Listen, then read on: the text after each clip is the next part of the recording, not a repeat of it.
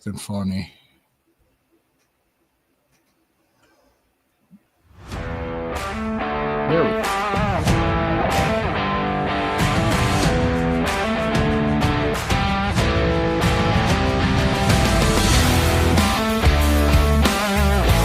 Looks like all the streams are working.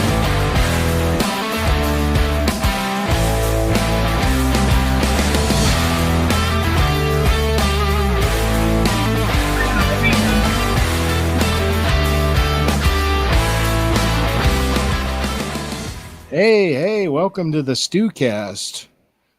How's it going, Corey? Happy Tuesday. Tuesday, there you go. Episode 39. We're going to talk Dark Side of the Ring, a little bit of Raw, and take it home from there.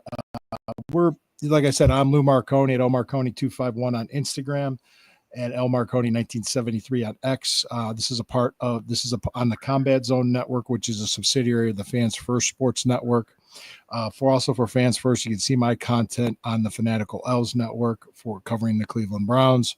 You got Corey Castle at Corey Castle everywhere. He does Evolving on YouTube, Spotify, and Apple Podcasts, as well as our stuff's on Apple Podcast and Spotify as well. Thank you for checking us out. Check out Hemisphere Coffee Roasters, the sponsor of the show. Click on the link, and if anybody asks you, order up some coffee and tell them Lou sent you.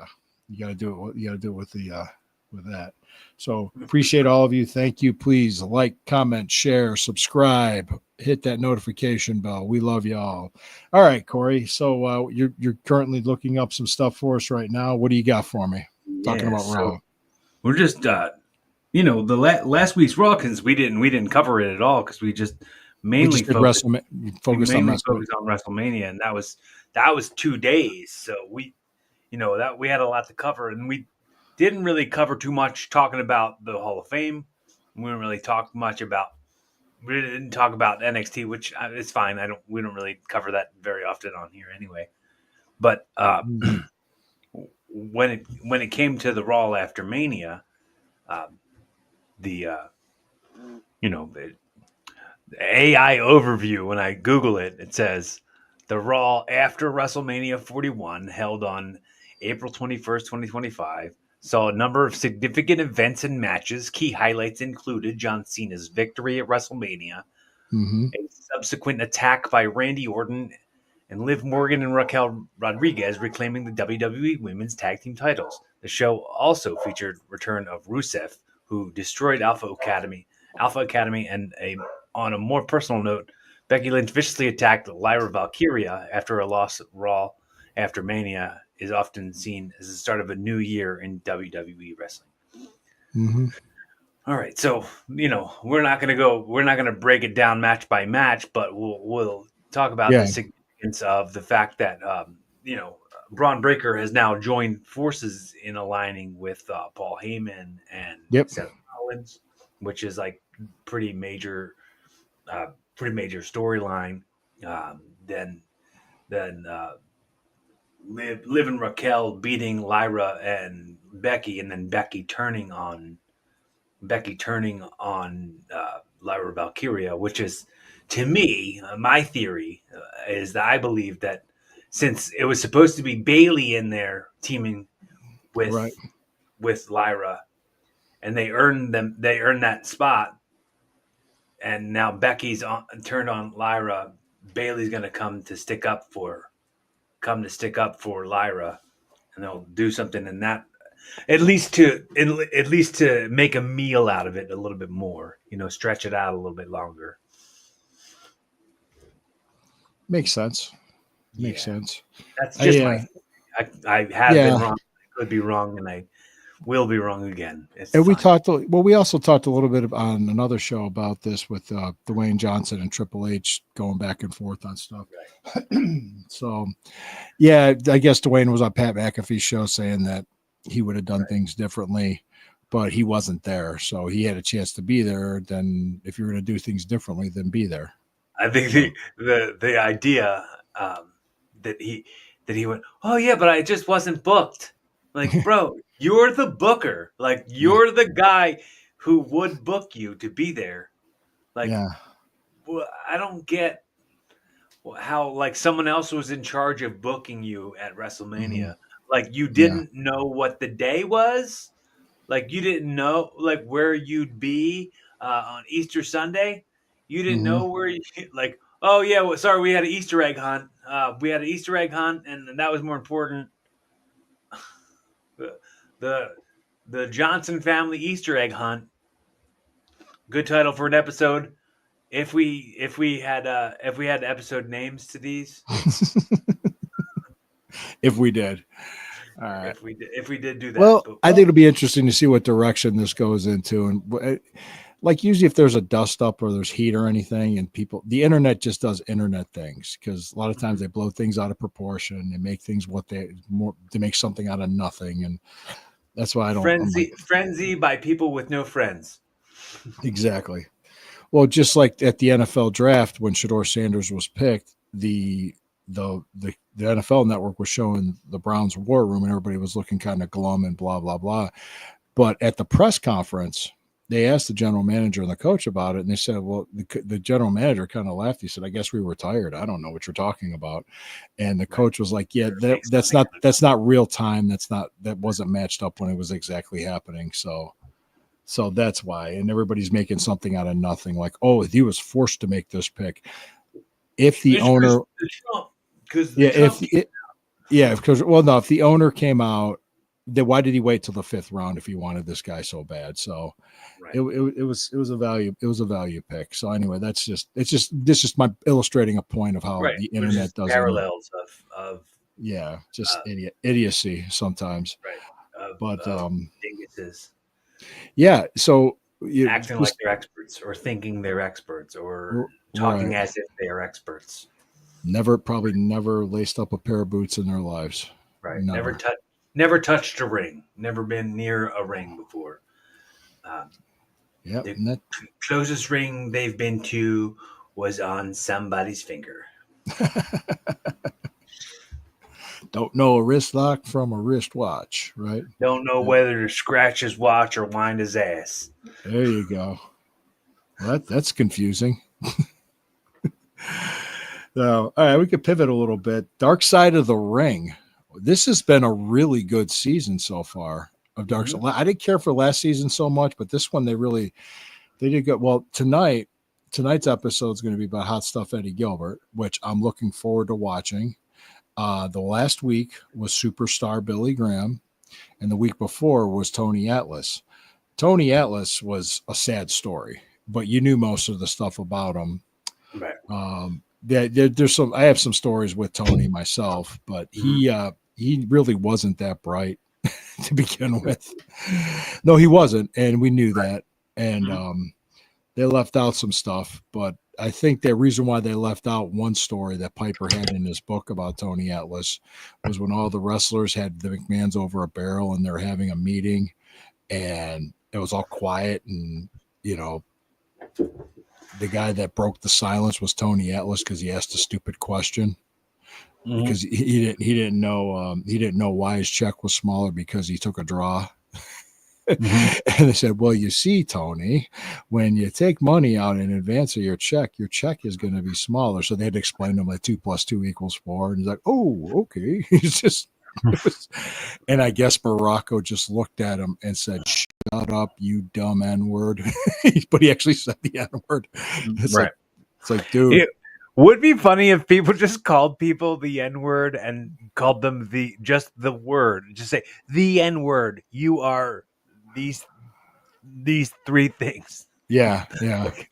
And N-word, please. Could you imagine having that on your birth certificate? The letter N and then word. Right. N-word. N-word Scissorhands. N-word Scissorhands. That would be a good name of an episode right there. Yeah, it would. But that was that story. And there was one, I guess it was, I want to say it was 98 or 99. I was working for Doug Flex up in Northeast PA. And we're in the hotel. And Tony Atlas is in his room. And somebody else is in another room calling him, and they're ribbing him. They're fucking with him. And all you hear is Tony Atlas laughing. And the whole hallway was just, there's no way to not hear that. Yeah. Like, you hear, I was just, I don't know what I don't know what was. I actually opened my door and I'm like, "What the hell is that?" And people were like looking down the hallway, like, "What? Where's this coming from?" And it was Tony Atlas laughing. Is there a circus seal in here? Yeah, it's just the way he laughed. And the thing was, the guy was like so gifted with the body that he had. Athletically, he was gifted, but $1 million body, 10-cent brain is what they said. And yeah, and he just wasn't smart. I think he had a head injury. They talked about that when he was a kid, and I guess that affected his brain, which like cerebral damage was, which is possible, but I don't know if that's how true that is, because there's stories that wrestlers tell that you don't know how true they are. Go ahead. I have a few interactions with Tony over the years, but I've for sure it goes back to. Do you remember? And I don't know if they talked about this on the episode because I didn't make it through the episode. But when he did the True Life documentary for MTV, did they talk about that on? They didn't talk about that. No, because that was like it was. That was like my introduction to Tony Atlas, really. Like, I wasn't a wrestling fan very young. Like, I didn't know much about like older wrestling until like I got older and studied the history of stuff. But like the, like the, what was the documentary on MTV, the docu-series? True Life. Yeah, that was when wrestling was going through its resurgence in the late 90s. Yeah, during the Attitude Era. And they did a like a mini doc on Tony on like the independent circuit, and like how it was like how like desperate it was, and like you'd think that would have been a cautionary tale to keep me away from the wrestling business, but it really didn't. Yeah, but that was Les Thatcher's school in Southern Ohio or Northern Kentucky, I think it was. Yeah, I remember Les Thatcher doing parts of the True Life, but that wasn't specifically this one. Yeah, the one. Yeah, Tom Brandy. Tom Brandy was actually in it too. Tom Brandy showed up. He had they drove overnight. Him and Michael Kalua drove up for the show. Some guy screwed him over. King Kalua. Yeah, they something screwy happened with the ring and the guy. Like the show didn't happen because the guy screwed him over. And like Tony Atlas did like a shoot fight with a girl or something, and he just let the girl like full force keep punching him in the ring in front of the fans. It was such a weird time for me because I wasn't really smartened up yet. Really, maybe I was like partly, but I was still like, what the F is this? You know what I mean? Like, how is this making any sense? And the times when I've like met Tony in person, like I did a couple ECWA shows with him in North or South Jersey, and he was a fountain of knowledge to be around in the locker room for sure. I mean, even if you want to talk about how dim he is, he's still wise when it comes to the business. Yeah, he knew the business. He knew the business. I did one show in I don't want to say anybody's names, but it was in Reading, PA, and he was calling this match. Was he Saba Simba? No, no. But he was calling this match with these overweight guys, and then they said something about his age or something, and he was like he pointed at their bodies, and he's like, real quick, let me remind you, look at you, and then look at me. And he did that, and he was so accurate. It was so perfect. And I'll never not think of that when I think of Tony, when he was like, look at you, look at me. It was perfect. I think I've adopted that. I think that thought now all the time. Like some little kid, probably a teenager, came up to me the other day and was like, "Look at my abs," and then poked me in the stomach and was like, "You don't got those," and I was like, "Hey, you don't got this," and I was like, Yeah. and also I have a driver's license and and shut up, but I Yeah. have a house and a yard and a dog. Shut up. Shut up. I got more than you. Then you also had the superstar Billy Graham, where the interesting part that you texted me after watching that, you really Hogan ripped them off. Yeah, Yeah. it was So neat to see the way they like kind of like side by side. oh yeah. The way Hulk they Hogan like was a side by side knockoff. showed He it. was a Yeah. knockoff of the superstar. He didn't understand why they took the belt off of him with Backlund. And I Right. guess after Backlund got the belt, the houses went down. They had to load him up with guys like Bruno, Andre the Giant, bring in stars to do it. And it's like, well, what you should have done if you believed in having a babyface champion, you realize you got a gold mine here with superstar Billy Graham drawing for you. Mhm. Why didn't you turn him babyface? Right.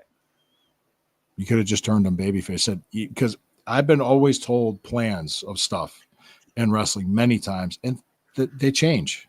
Plans change all the time.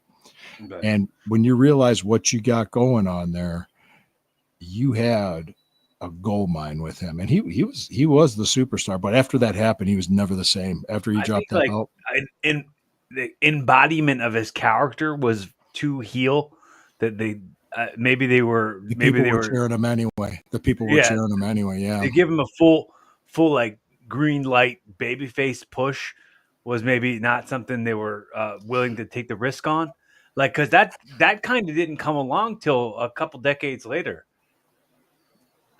to be able to yeah, do something like that, like with Austin. That yeah. sort of Well, did even Vince said he was 20 years ahead of his time. right. Yeah, Vince Jr. said that. Yeah, he was. Oh, he absolutely was. I mean, yeah. there was nobody like him. I mean, most wrestlers, they said, look like Jay Strongbow. Right. He like brought the body aspect into wrestling. Yeah. Yeah. Yeah. We talked about this. We talked about this right when he passed. We talked about it on the StewPod, which today was our 2-year anniversary. right. Yeah. We taped the 2-year anniversary today. Yeah. And interesting concept of well, back then, I mean, Bruno Sammartino was a weightlifter, but he wasn't like a bodybuilder type. Right. And you had guys that were big, but not like him. He was just he stood out. He completely stood out. And plus, he had the tie dye, the long blonde hair, Right. and he was really good at talking. I go ahead. I never knew that like when the whole part of him like cutting his hair and coming back with just the mustache, like and being the skinhead with a mustache. I never knew Martial arts that. expert. Yeah. Yeah, I never knew that era No. existed.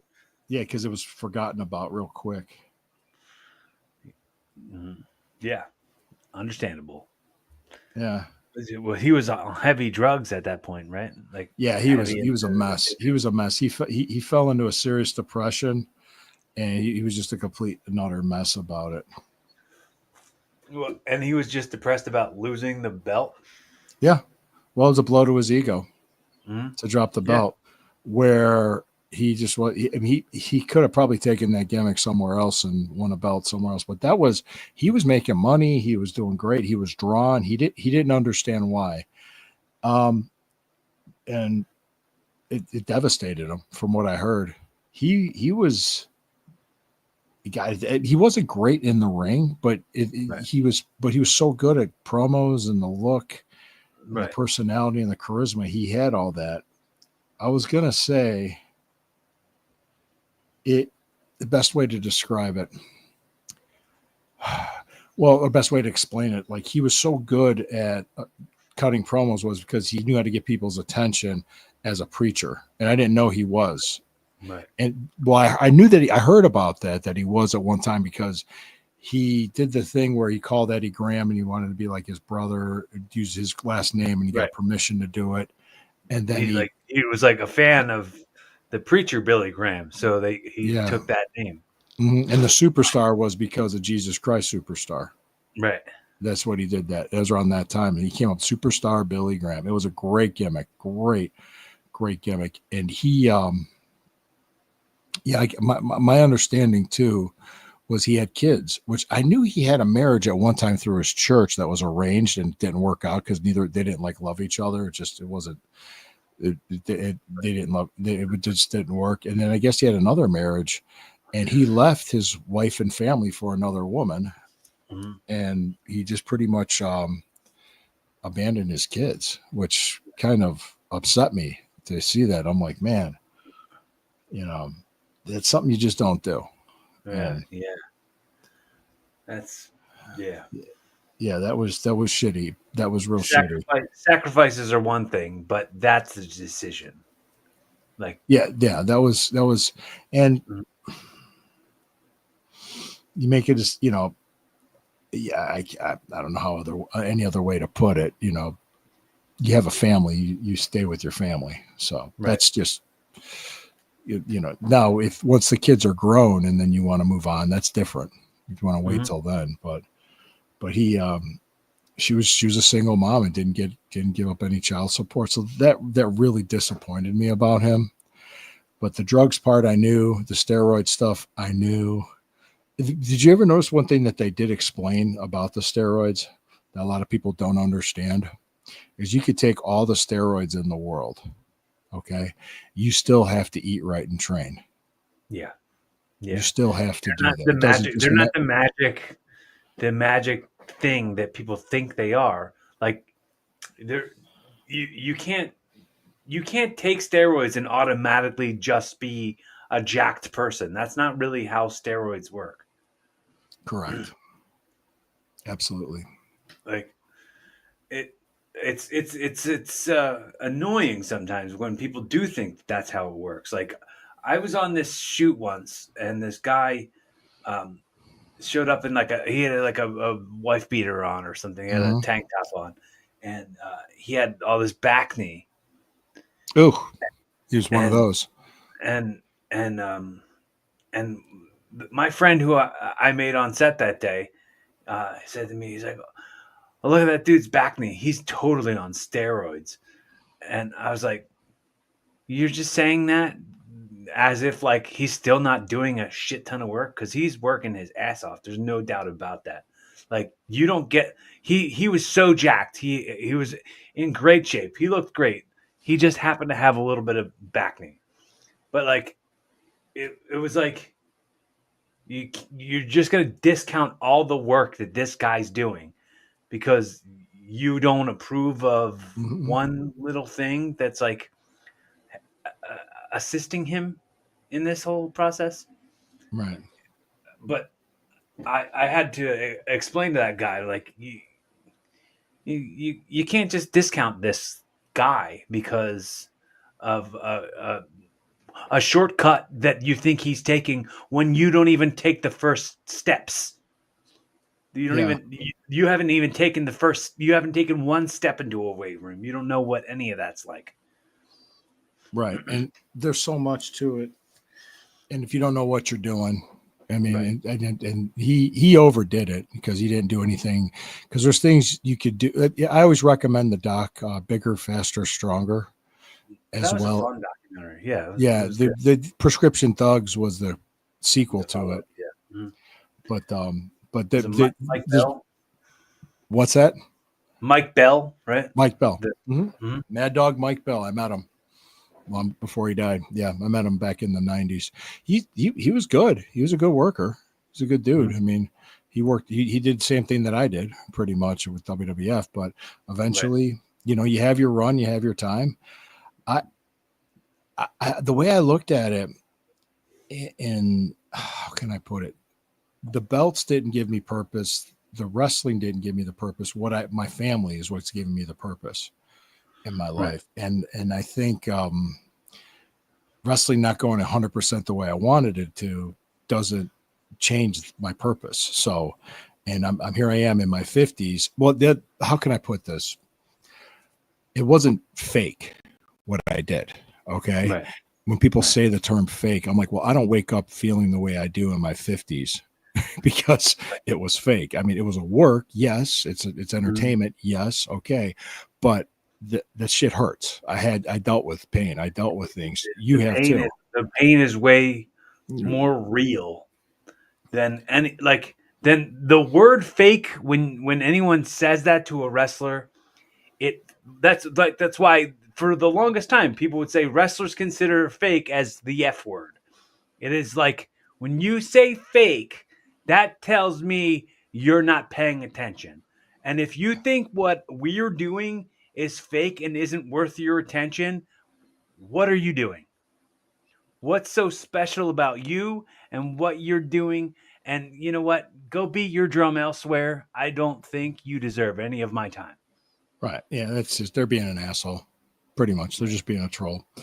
But okay, so superstar Billy Graham, Tony Atlas, muscled up guys, did too many drugs. Tony Atlas is still alive, and he's lucky to be alive as well. He was the best part. He was the best part of that Mr. McMahon documentary for sure. Like, he was like, oh, what am I gonna tell on him? And who am I gonna tell? Vince McMahon? That's his booker. He needs him more than he needs me. Like, he had such a wise aspect and such a wise outlook and like vision of what the territories were and what the business was. The other story I wanted to tell about Tony was when I think I've told you this story before, but when he was doing the Orlando Jordan show, what was that? They did like a Arsenio Hall type show on ECW. Oh yeah. And he was like the co-host who was just laughing at the dude's jokes. Yeah. In WWE. It happened at the same time when I was doing extra work with the WWE, and and at catering, I sat with him the one day, and he when I sat down, he was like, "You got any black in you?" And I was like, I don't know. I don't think so. And he's like, you want some? And he did that joke and that laugh and everything. And then somebody else came and sat down and he did the same joke right away. And then somebody else came down. He did the same joke. I'm like, is he on a bet with himself to see how many times he can pop himself with this got any black in you joke? On that note, Hot Stuff Eddie Gilbert's on the night. We're going to review that. We're going to review Raw, and we're going to review Raw and SmackDown next week as well. I just got a text message. Guys, thank you for joining us. Check out the Hemisphere Coffee Roasters. Let's pause real quick for a quick break. Mirrors. All right, I had to do that. All right, so, okay, thank you. Check out Hemisphere Coffee Roasters, sponsor of the show. Click on the link. Tell them Lou sent you. All right. Thank you for joining us. We'll see you next week. What's that? Yeah. Hold on. Did somebody just comment? Yeah, I love it. Somebody just sent a comment just as we're wrapping up the show. Hey, Tiger. What's up? All right, guys. Thank you. Coming out. Thanks for commenting. Thank you. Appreciate it. Here we go.